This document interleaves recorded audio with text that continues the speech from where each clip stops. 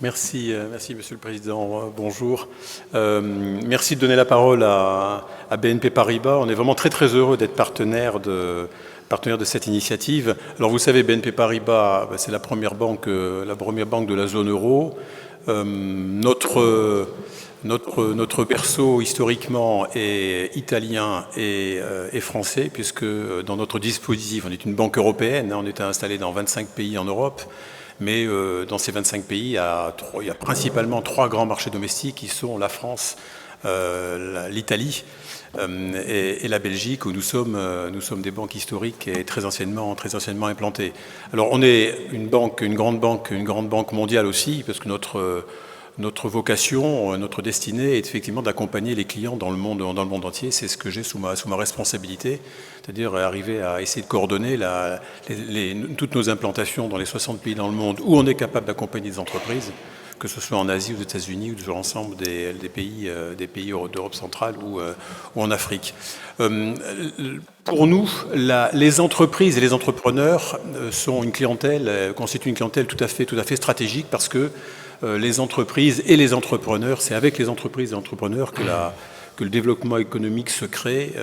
C'est là que partent les initiatives et c'est là qu'elles aboutissent à l'enrichissement de la collectivité. Du coup, notre mission dans cette clientèle et dans les relations tout à fait stratégiques que nous avons avec vous, notre mission, c'est d'accompagner.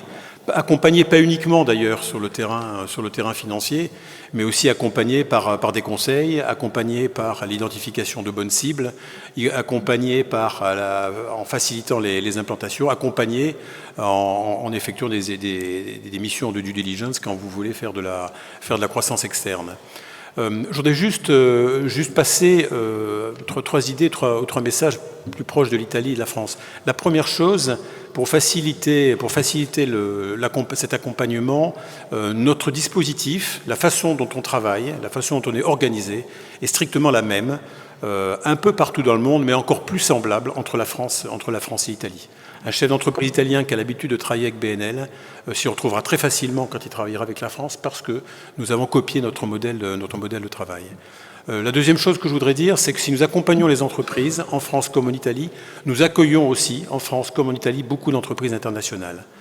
Plus de 15, presque 20% de notre chiffre, de notre activité corporate est faite en France comme en Italie avec des entreprises internationales dont les sièges sociaux sont en dehors de ces deux pays.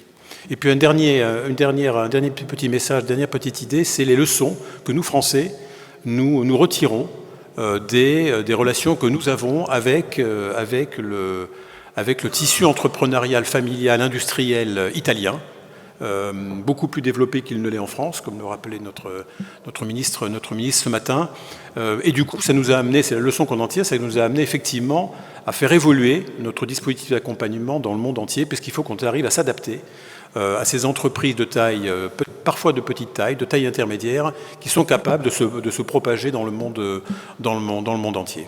Voilà, et un tout petit mot de conclusion, si vous me permettez, sur le partenariat avec RFI. Le sens de ce partenariat pour nous, c'est qu'on croit vraiment à la force des rencontres. On est certes dans un monde qui se digitalise, où l'automatisation, la numérisation des relations est indispensable à la bonne productivité, mais d'un autre côté, on est convaincu que ces rencontres créent la proximité et la confiance, qui sont les premiers éléments pour établir des relations d'affaires durables. Donc merci encore à RFI pour cette initiative. Merci.